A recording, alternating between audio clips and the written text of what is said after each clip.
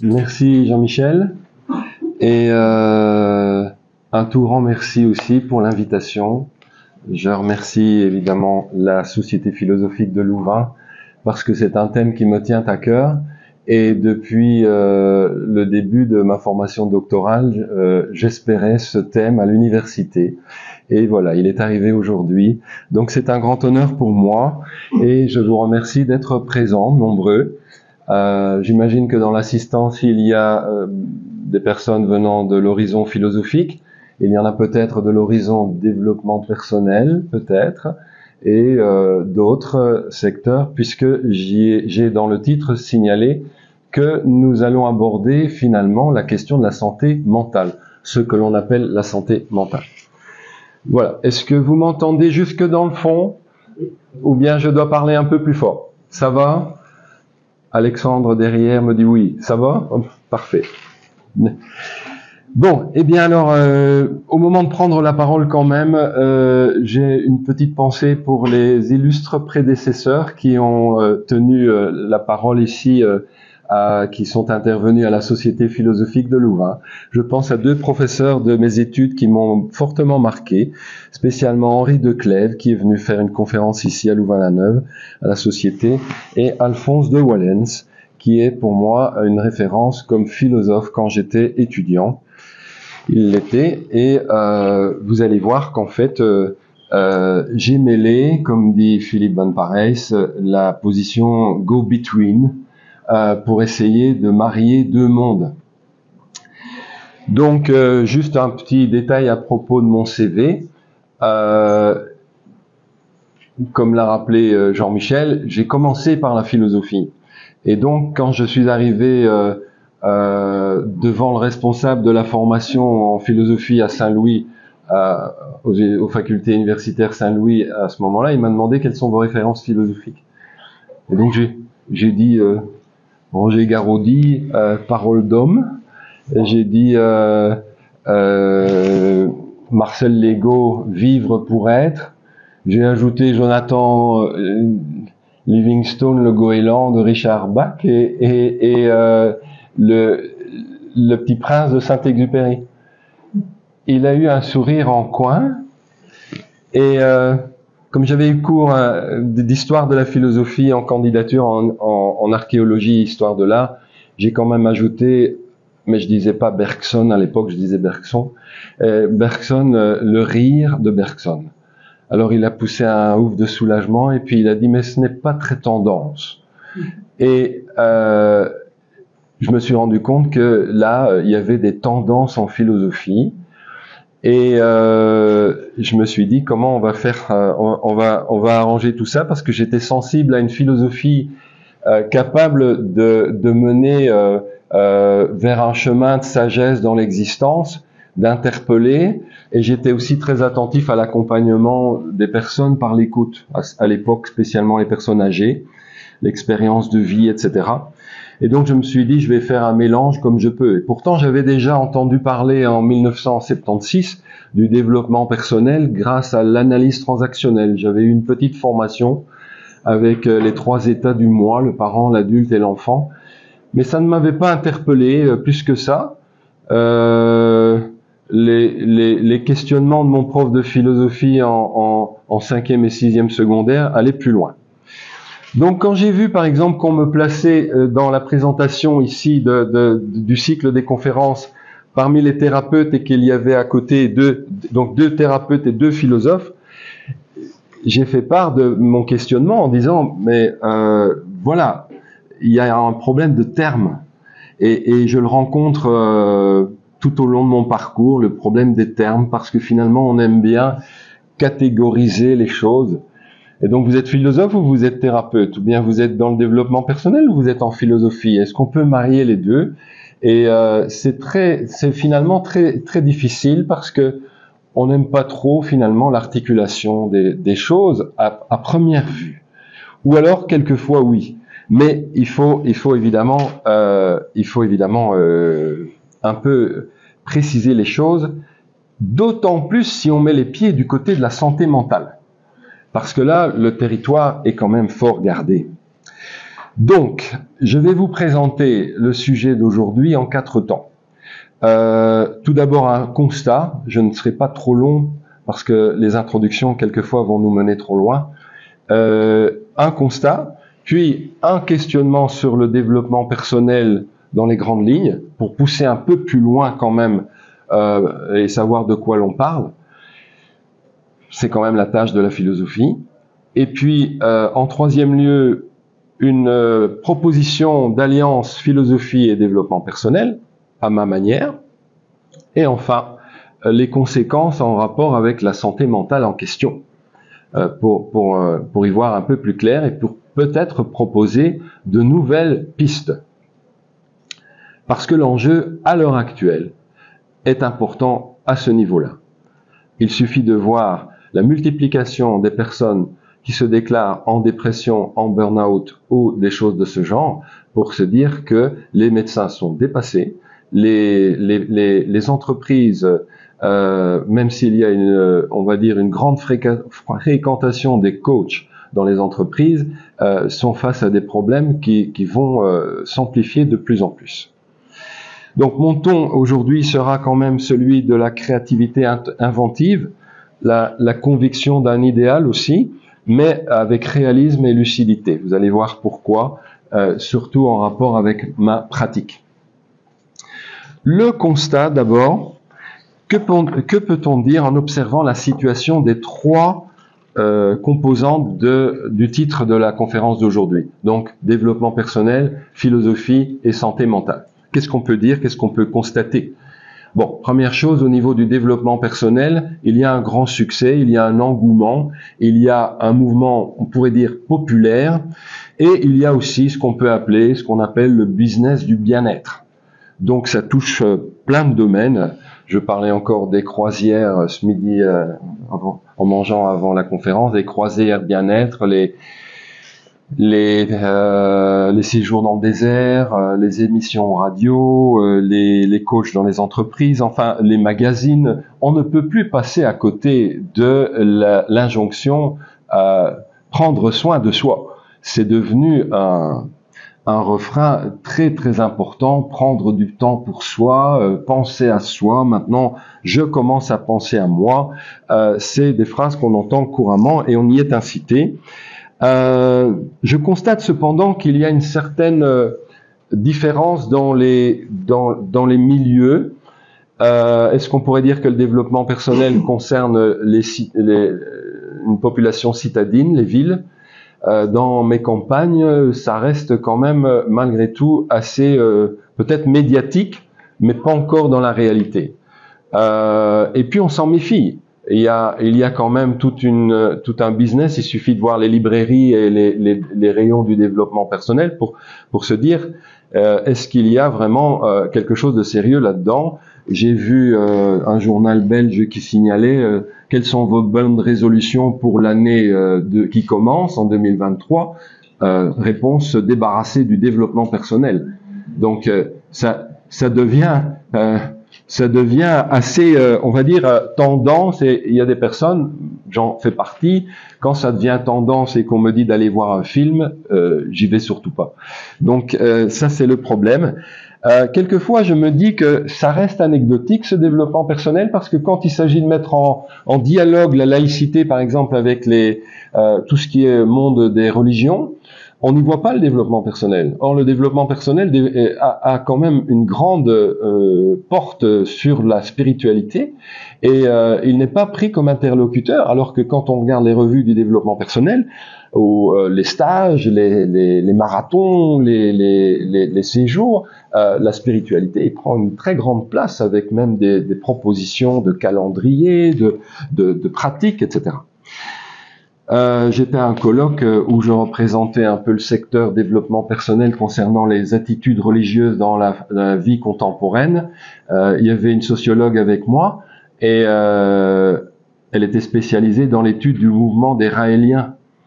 Alors évidemment, on a un très large spectre, parce que le développement personnel peut partir de l'analyse transactionnelle ou de la gestalt thérapie, avec des ingrédients, on va dire, solide, pour aller jusqu'à les fils de la lumière, des choses qui sont très apparentées sectes. Donc, il faut faire de l'ordre. Il faut essayer de mettre de l'ordre. La philosophie, de son côté, que voit-on? Elle essaye de sortir des murs. Elle essaye de sortir de l'enfermement dans lequel elle s'est peu à peu coincée au niveau universitaire. Elle essaye de sortir les cafés philo, les pratiques philosophiques. En France, les philosophes praticiens, il y a même des philosophes dans des camionnettes, philosophie itinérante, qui s'arrêtent dans les villages pour susciter des débats. Donc il y a plein d'initiatives du côté de la philosophie. Il y a évidemment dans les pays anglo-saxons les consultants philosophiques ou les philosophes praticiens. Aux États-Unis, dans la suite de Louis Marinoff, il y a dans les pays, on va dire, germaniques ou bien scandinaves, ça marche très bien. Donc il y a une interpellation à ce niveau-là. On peut se demander quand même si la philosophie parvient à toucher un large public et à quand même sortir du cercle des initiés. Même si, par exemple, on va dire que la philosophie est avant tout un exercice spirituel, à la manière de Pierre Hadot, avec ce mouvement où on va en parler dans la conférence suivante, où on essaye de montrer que l'enjeu existentiel ou pratique de la philosophie est premier. Donc un bémol aussi du côté de, comme je l'ai fait pour le développement personnel, un bémol par rapport à un mouvement nouveau qui essaye de s'implanter dans un nouveau champ. Et puis, troisième composante de mon intervention, la santé mentale. Je vois encore un magazine de la Mutuelle en Belgique qui dit « Comment va votre santé mentale ?» Il est temps, après la crise du Covid, de vous soucier de votre santé mentale.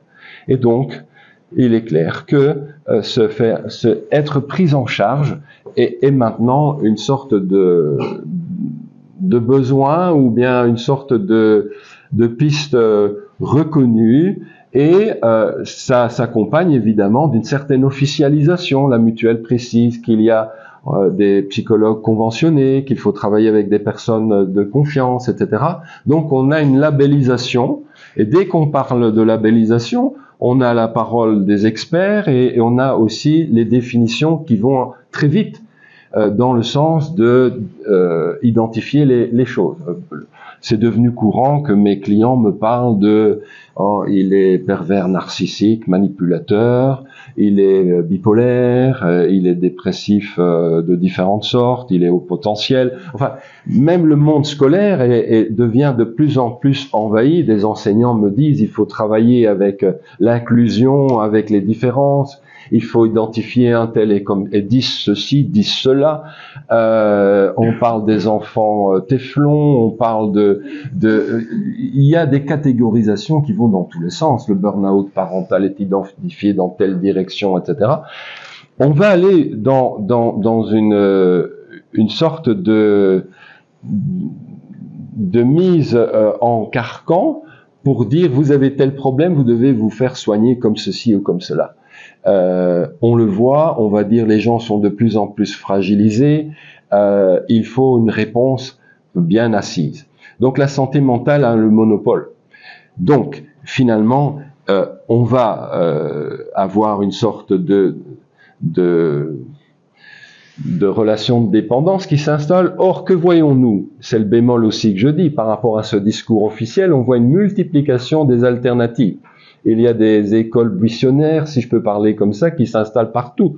Ça va de la cartomancie aux guérisseurs, on consulte dans tous les sens et on essaye de trouver des chemins parallèles. Les gens se disent, moi, je veux pas être identifié comme ça ou médicamenté de toutes les sortes. Et pourtant, c'est le médecin on va dire, traditionnel qui reste le premier à entendre les confidences ou à essayer d'avoir, on va dire, une solution par rapport à des problématiques qui sont très prenantes.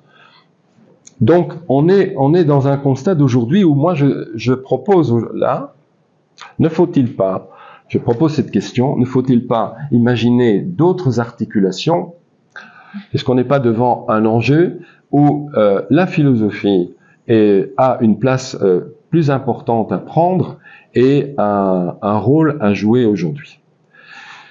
Ça m'amène donc au deuxième point de mon intervention maintenant. Je pense que au niveau du temps, ça va. Est-ce que pour le suivi, est-ce que c'est, on va dire, OK, comme on dit dans le monde du développement personnel, on est, je vais caricaturer, mais on est win-win là, ça va? OK, mais bon, le ressenti, c'est quelque chose qui manque dans l'enseignement et dans les formations du développement personnel. Après chaque intervention, on essaye de voir où on en est, ce qu'on a vraiment assimilé, ce qu'on a entendu, ce qu'on a compris, etc. Le feedback. Deuxième point, je vais analyser brièvement avec vous, un peu plus loin, le développement personnel tel qu'il se présente dans sa grande diversité. Ce serait finalement déjà un premier pas du point de vue de la philosophie de s'ouvrir au développement personnel en créant une sorte de chaire de la philosophie du développement personnel, au même titre que la philosophie du droit, la philosophie de l'économie, de la politique, philosophie de la religion et autres. La philosophie a comme vocation d'étudier toutes les manifestations de l'activité humaine. Donc, à la manière de Michel Lacroix, par exemple, qui est pour moi le seul philosophe qui a étudié avec un certain décalage, on va dire, rationnel, le phénomène développement personnel, tout en s'immisçant dans le milieu. Bon, eh bien, on pourrait dire ce serait une première étape de la réflexion et de l'avancement par rapport à ce développement personnel. Une philosophie qui pousse un peu plus loin. Sinon, que voit-on? On voit des philosophes qui se penchent sur le développement personnel pour évidemment le critiquer de fond en comble, mais de manière qui touche quelquefois à la mauvaise foi. Je prends l'exemple de Julia de Funès, philosophe reconnue en France, la petite fille de l'acteur, diplômée, etc. Elle a publié un ouvrage, le développement entre guillemets personnel. Je me dis que étudier le développement personnel de cette manière, c'est d'une certaine manière passer à côté de l'essence des choses. C'est comme si on se penchait sur le phénomène de Lourdes en se tenant aux boutiquiers et aux échoppes qui sont à l'entrée de la ville, en voyant les marchands, en se disant c'est ça Lourdes, et on s'arrête là. Ou c'est se pencher sur la photographie en se limitant aux appareils jetables ou bien à la photographie numérique.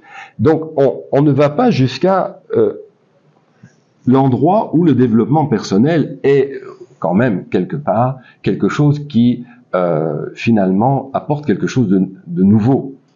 Donc il faut aller vers les fondateurs dans ce cas-là. En gros, si on résume, on pourrait dire que pour le développement personnel, qui est un vaste mouvement, on est bien d'accord, c'est comme une galaxie, avec des concepts, des macro-concepts, des tendances, des outils. On pourrait dire que pour le développement personnel, l'idée de base, c'est qu'au fond, nous menons habituellement dans le cours ordinaire des choses, une vie au rabais. Et que, avec des moyens appropriés, on ne s'en rend pas compte, mais on pourrait faire beaucoup mieux. On pourrait faire beaucoup plus, et on pourrait atteindre une certaine, on va dire, intensité du bonheur, alors que nous passons d'habitude à côté, que les croyances sont installées dans le sens contraire. Voilà à peu près l'idée, tout simplement, avec des mots ordinaires, pour résumer ce qu'apporte ce mouvement qui a commencé dans les années 70 aux États-Unis, mais je pense que ça a commencé bien avant les années 70, on peut le dire. Donc, le développement personnel se revendique d'une certaine expérience clinique. Carl Rogers, par exemple, s'appuie sur l'expérience clinique pour dire il y a en tout être humain des couches profondes de personnalité, et ce fond est, je le cite, fondamentalement socialisé, rationnel et dirigé vers l'avant. Fondamentalement socialisé, rationnel et dirigé vers l'avant. On pourrait dire que c'est du Rousseau ressucé. Non, ça va beaucoup plus loin parce que l'expérience clinique est importante et c'est relayé par Maslow, Abraham Maslow, qui va montrer que la tendance de fond de l'être humain, c'est bien sûr ce potentiel positif, mais qu'il y a par rapport à ce potentiel positif deux choses. La première, c'est que on ne le réalise pas, on ne s'en rend pas compte, on l'enferme sous des croyances qu'on appelle limitantes, et ce, dès l'éducation, mais cette éducation, elle est relayée depuis des siècles et des siècles. Et la deuxième chose, c'est qu'il y a une tendance, et ça c'est la bonne nouvelle, il y a une tendance, il y a une métamotivation profonde, une métamotivation vers la réalisation de soi. Donc ce potentiel est enfoui, mais il faut, dans des conditions bien particulières, le faire fructifier. Donc ce sont des germes dont nous disposons. Là, je suis dans un vocabulaire augustinien, on pourrait dire. Ce sont des germes, mais qu'il faut faire fleurir et faire en sorte qu'elles s'épanouissent. Pardon, qu'ils s'épanouissent les germes. De là découle qu'il y a des besoins de base qui sont liés à la présence d'autrui. Le développement personnel ne nie pas que nous sommes en interaction continuelle et que la relation fait partie de la condition humaine. Donc, des besoins de base liés à la présence d'autrui et des besoins de développement qui, eux, dépendent finalement de la personne elle-même. Donc, comme le souligne Michel Lacroix, justement, que j'ai cité il y a quelques moments, nous atteignons la plénitude, nous nous épanouissons, je le cite, non point en nous tournant vers l'environnement extérieur, mais en laissant être notre moi profond, en favorisant le processus endogène de croissance, en exploitant nos ressources.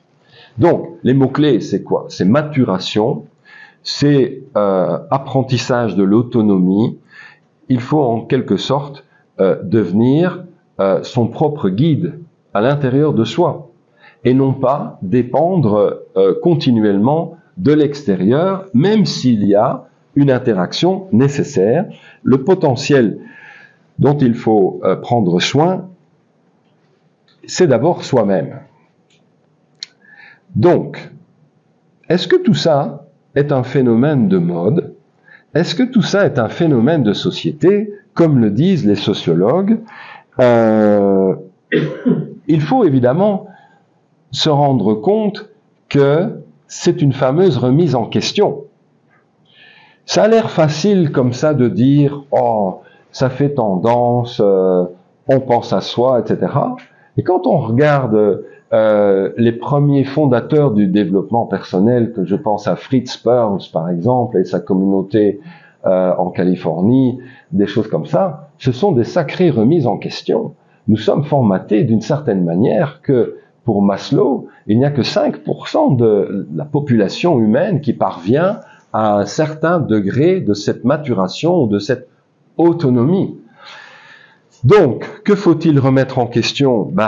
Je fais un inventaire rapide. Les croyances proverbiales qui nous travaillent, du genre « on ne se refait pas », c'est la loi des séries, l'herbe n'est pas plus verte ailleurs, on ne prête qu'aux riches. C'est tous des petits slogans comme ça qui nous travaillent. À la nouvelle année, il y en a plein. On est travaillé par ça, surtout la santé, on vous la souhaite, etc. Donc on est travaillé par une sorte d'extériorité des choses. Ça nous arrive ou ça nous arrive pas. C'est des tuiles ou pas des tuiles, pourvu que l'amour c'est une question de chance, etc. Et puis on arrive très vite à des croyances sur l'éducation, sur ce qu'est la famille, l'amour, les rôles, le travail, etc. La routine tue l'amour, par exemple. S'aimer comme au premier jour. Don Juan aimait les femmes.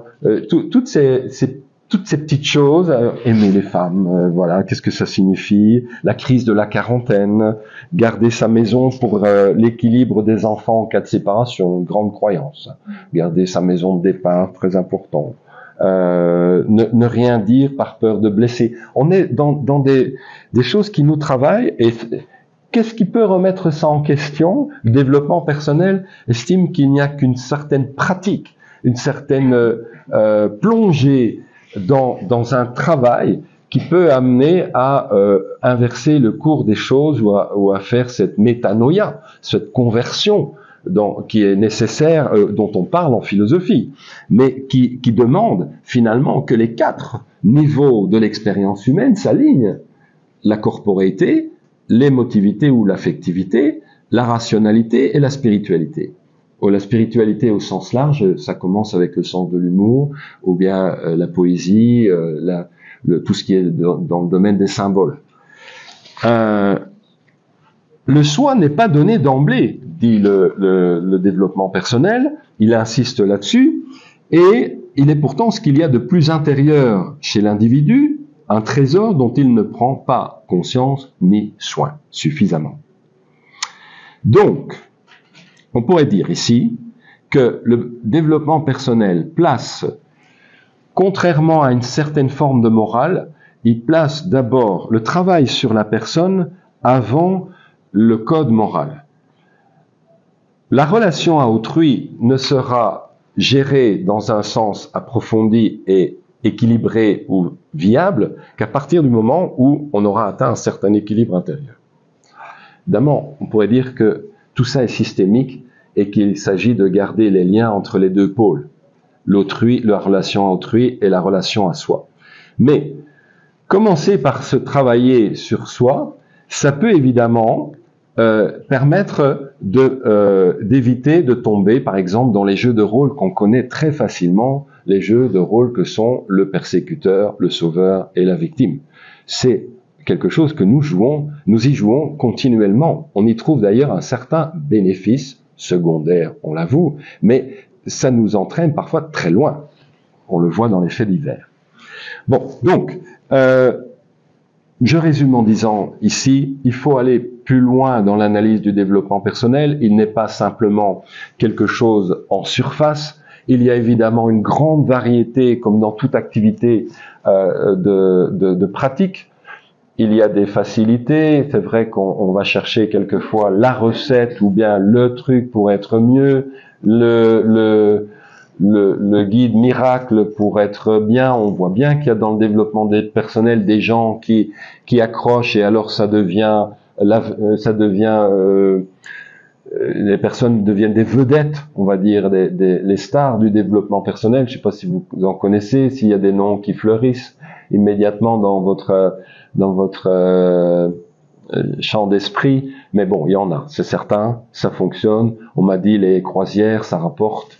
Tu veux pas essayer, des choses comme ça, séjour en château, le développement personnel, tu fais une intervention. Mais moi, je ne suis pas au niveau. Il y a évidemment des gens qui ont pignon sur rue à ce niveau-là.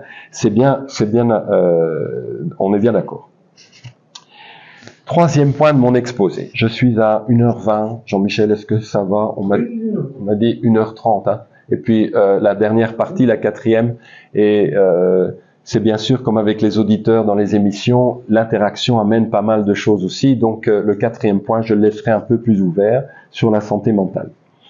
3e point, une petite proposition de rapport entre la philosophie et le développement personnel. Le rapport entre les deux. Qu'est-ce que nous voyons comme ouverture possible? Si je regarde les choses telles qu'elles sont, la philosophie est très critique vis-à-vis du développement personnel, je viens d'en parler il y a quelques minutes, mais ça bombarde assez bien.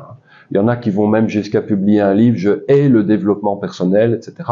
Parce qu'ils assimilent le développement personnel à la pensée unique, le cheval de Troie de la société capitaliste, etc. On voit pourtant dans le développement personnel qu'il y a des ouvertures vers la philosophie. On va par exemple dire qu'il y a dans la philosophie des outils et il y a des modèles de travail, des schémas d'explication. Il est temps de trouver chez les philosophes des ancêtres, des cousins éloignés, on va dire, des pionniers du développement personnel. Socrate, évidemment, en premier lieu, avec sa fameuse maïeutique. Donc, il y a une ouverture du DP, développement personnel, vers la philosophie. Attention, on pourrait dire, ça va être comme une espèce d'appropriation, on va venir pomper les richesses de la philosophie. Regardez Irving Yalom, psychiatre réputé américain, avec sa thérapie existentielle. Il est psychiatre, il propose une thérapie, ça s'appelle une thérapie, mais tous ces concepts vont être pris du côté des existentialistes, des philosophes de l'existence, Heidegger, Sartre, et on va y ajouter bien sûr Lévinas aussi dans ce monde-là. Est-ce qu'il n'y a pas moyen de proposer, alors que le développement personnel est déjà à l'œuvre, en essayant de s'approprier des éléments de la philosophie, est-ce qu'il n'y a pas moyen d'avancer en partant de la philosophie vers les outils du développement personnel librement et avec, on va dire, ouverture d'esprit? Pas pour montrer que finalement en philosophie, tout ce que le développement personnel a pu trouver, c'était déjà connu. On a déjà tout ça, nous, en philosophie, bien sûr. Le soi, etc. Si on scrute bien tous les philosophes, c'est du connu. Non. Quand je vois même Lou Marinoff ou même des spécialistes du coaching comme Thierry Chavel à Paris, très doués, mais ils vont chercher beaucoup d'éléments dans la philosophie, mais ils y ajoutent évidemment des choses qui sont propres au développement personnel. Même Jean-Yves Leloup, philosophe, prêtre orthodoxe, etc., spécialiste du développement personnel, il y a des éléments du développement personnel qui valent vraiment la peine et qui sont originaux. Alors moi j'ai fait mon petit bonhomme de chemin à partir d'un philosophe, parce que je me suis posé la question, quel est finalement, dans toute l'histoire de la philosophie, un philosophe qui associe les 3 niveaux pour moi que la philosophie peut prétendre atteindre? La théorie, une philosophie théorique explicative, une philosophie pratique impliquante pour la vie, pour en faire quelque chose au niveau de son attitude générale dans la vie. Ça m'avait toujours choqué de voir Derrida et toute cette clique des années 80 fumer comme des pompiers, avoir un comportement qui était, on va dire, le contraire de la santé élémentaire, équilibrée, de base, etc. Bien sûr, je savais qu'il y avait tout le mouvement après 68, mais de contestation, etc. Mais donc une philosophie qui implique l'individu. Et enfin, le 3e pôle pour moi, une philosophie d'accompagnement. Une philosophie où, bien sûr, on va être dans une dimension d'écoute et d'ouverture, peut-être de conseil, mais même si je n'aime pas ce terme-là. On disait que Plotin dirigeait les âmes. Donc Plotin dirigeait les âmes, j'ai été voir de ce côté-là. Saint-Augustin, évidemment, était pasteur chrétien. Très peu Descartes dans sa chaumière, peu de contacts. Il y a des philothérapeutes qui se disent donc philothérapeutes. Cécile Baligan, par exemple, en Belgique, elle est spinoziste. Donc pour elle, la référence première, c'est Spinoza. Est-ce qu'on fait une thérapie spinoziste dans ce cas-là, puisque c'est le seul auteur qui est pour elle explicatif, etc. Moi, je n'ai pas accroché avec la dimension d'accompagnement de Spinoza. Donc, qui ai-je trouvé? Parfois, je me dis que aborder un philosophe, c'est un peu comme faire l'escalade de la butte du lion de Waterloo, toute proportion gardée. Ou alors, vous préférez peut-être, on va dire, la montagne, l'Himalaya, mettons, on va grimper au sommet de l'Himalaya en abordant un philosophe. Mais si on prend la butte du lion de Waterloo, qu'est-ce qui se passe? Ben, on a un escalier qui monte et il est marqué interdit de marcher sur les pelouses. Et donc vous devez monter pour arriver en haut et voir le lion d'abord et puis ce qu'on voit de là-haut. Alors, je n'ai pas fait le sale gamin pour aller directement sur les pelouses. J'ai suivi, j'ai pris l'escalier pour monter. Les philosophes, voilà, il y a des interprétations, on suit ce que l'histoire de la philosophie propose. Mais à un moment donné, monter en spirale et voir le paysage au fur et à mesure de la montée, avoir d'autres points de vue, etc., prendre son temps, découvrir une lumière du soleil oblique sur le Lion, etc., sur la plaine, et je me suis dit, ça vaut peut-être la peine. Donc j'ai ressorti un vieil auteur du début de mes études, c'est Jean Guiton. Et je crois proposer de Jean Guiton une lecture complètement différente, une lecture orientée vers le développement personnel, parce que je trouve que finalement Jean Guiton est un des seuls penseurs à s'être vraiment intéressé aux histoires de vie. C'est un formidable scruteur des histoires de vie avec ses portraits, etc. Son écoute, la manière dont il pouvait se mettre comme consultant quelque part par rapport à un destin, à une destinée, disait-il. Et donc, je me suis dit, mais oui, chez lui, il y a la théorie, il y a la pratique, parce qu'il est très fort axé sur la sagesse, c'est d'ailleurs un volume de ses œuvres complètes. Et puis, il y a aussi tout ce côté accompagnement. Quand vous regardez, par exemple, Nouvel art de penser, 1946, il a passé 5 ans en captivité, il a été vraiment à l'écoute des gens en captivité comme ça, il en a tiré une manière d'être à l'écoute, et donc il s'adresse directement à Irène, à quelqu'un. Donc Nouvel art de penser, le travail intellectuel, apprendre à vivre et à penser, ce sont des ouvrages de développement personnel. On est dans les années 40. Il y avait aux États-Unis des gens un peu dans cette voie-là aussi, un peu bien sûr, mais voilà, un philosophe qui allie les 3 étages, les 3 niveaux.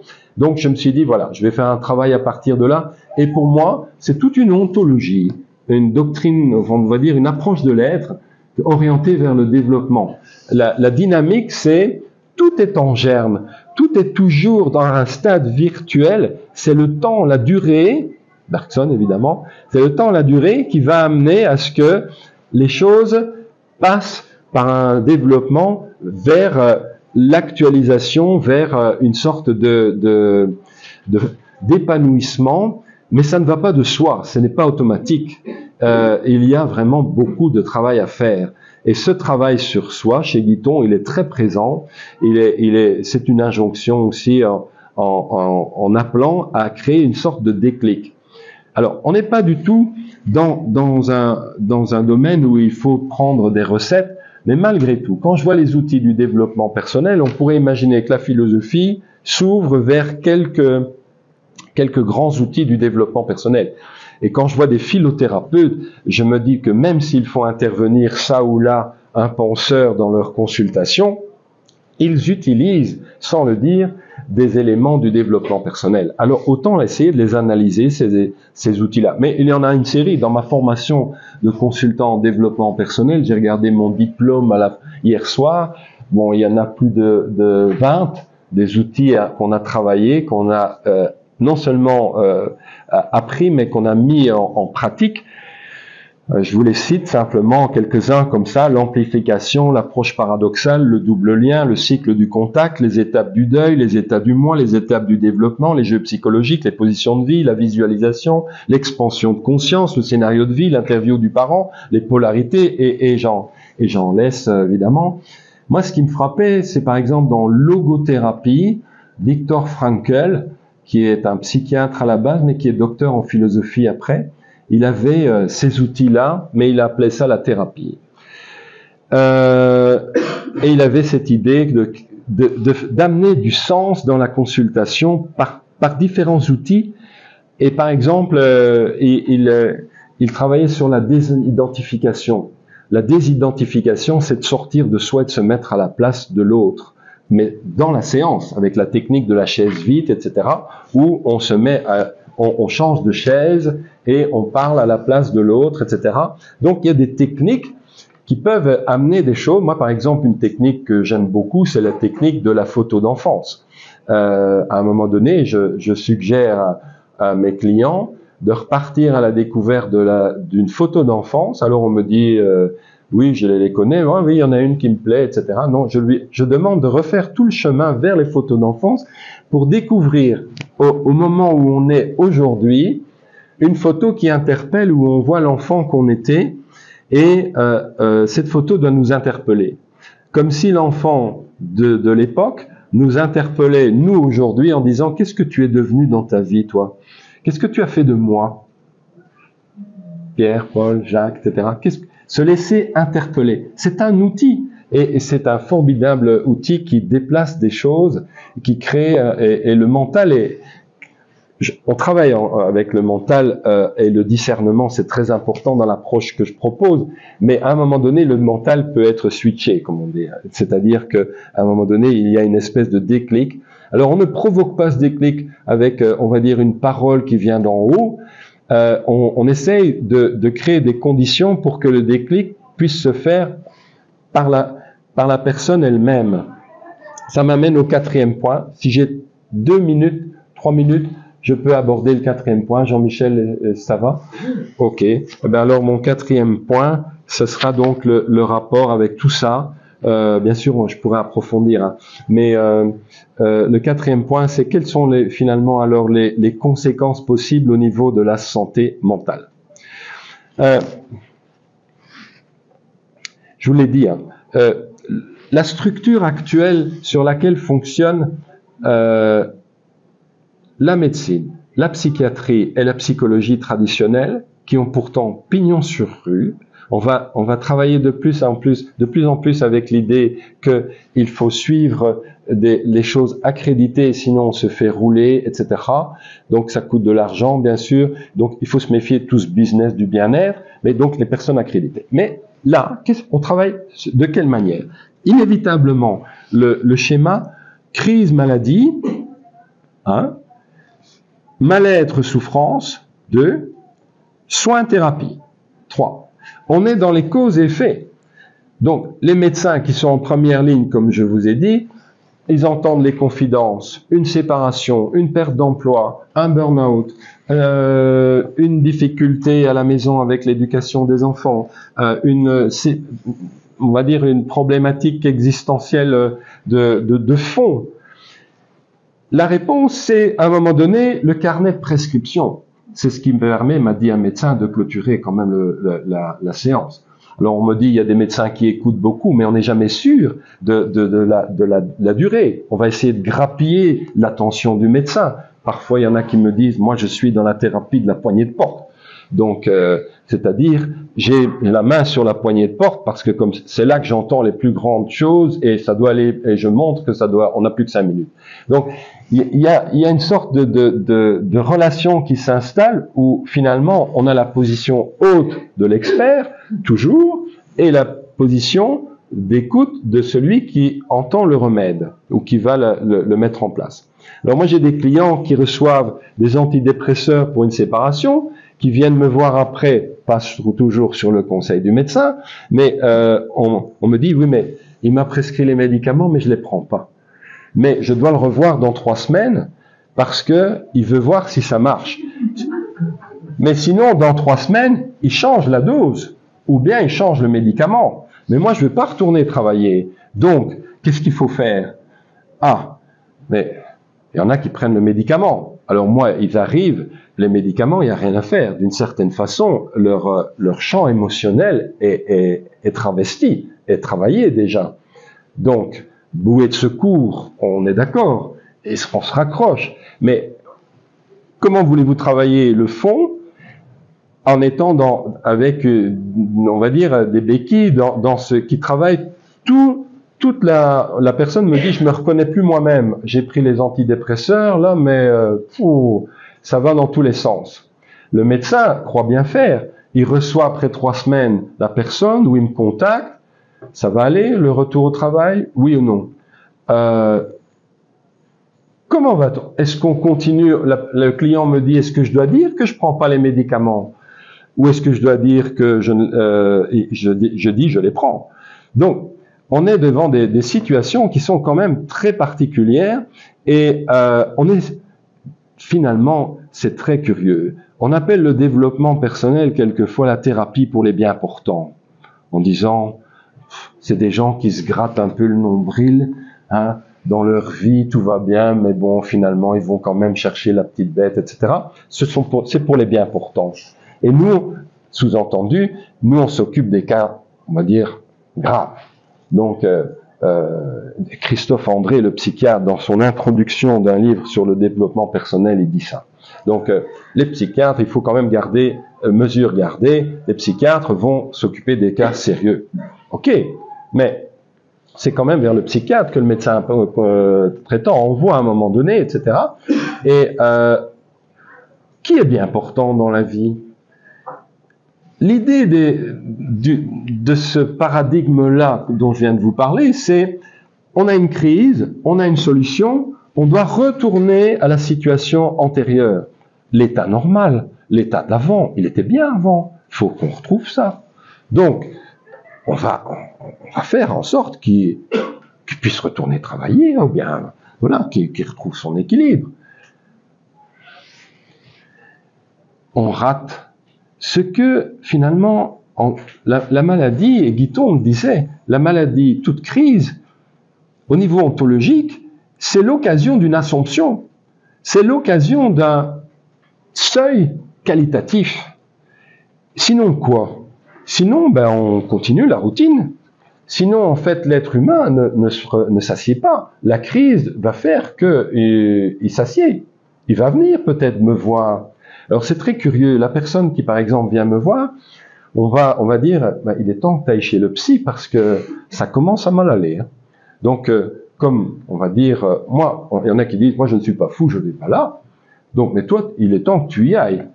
Mais la personne qui y va, elle va s'asseoir, elle va peut-être avancer. Que la personne qui dit, moi je n'en ai pas besoin, elle va rester sur ses rails. Donc, Freud le disait à un moment donné, est-ce que ce sont les massages de Freud qui amenaient des avancements? Parfois les lettres qu'il écrivait à ses patientes?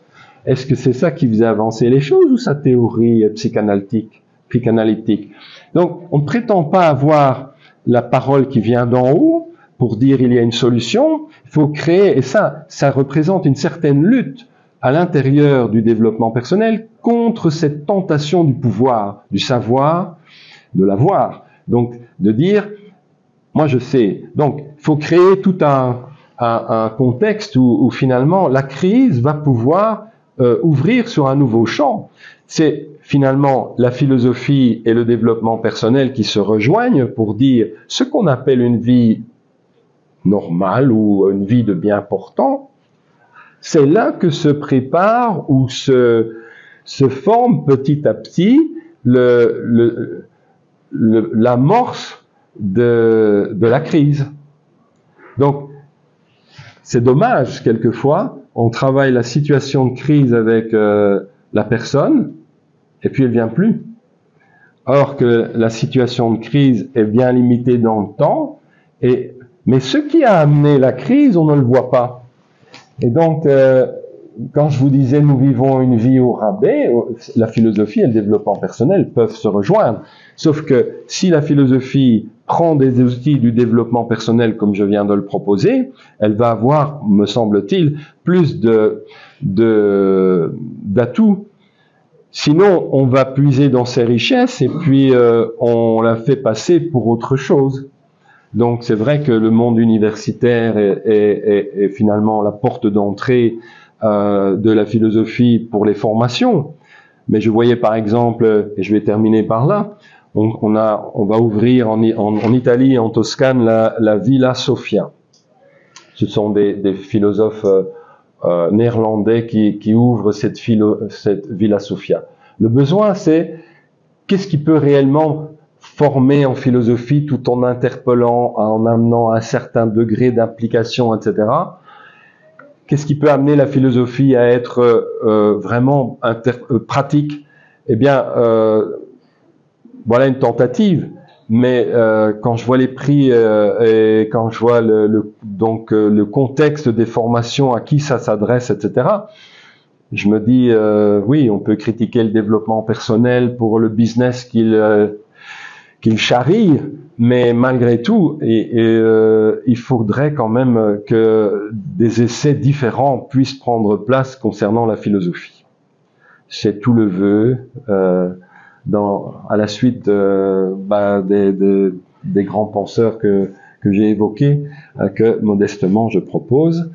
Et voilà, je vous remercie pour votre attention et je vous propose, si vous avez des questions, d'y aller le plus spontanément possible, parce que c'est souvent là qu'on peut faire avancer encore un peu plus l'exposé théorique que je viens de vous présenter. Merci.